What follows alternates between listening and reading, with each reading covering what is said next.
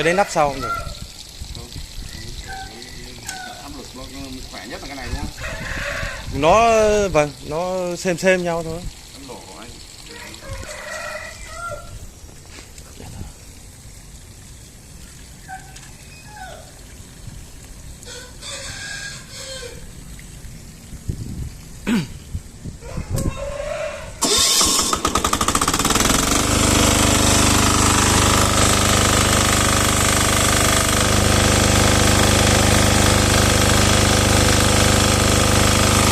Bó đi, anh cứ bó cho nó thải ra đi.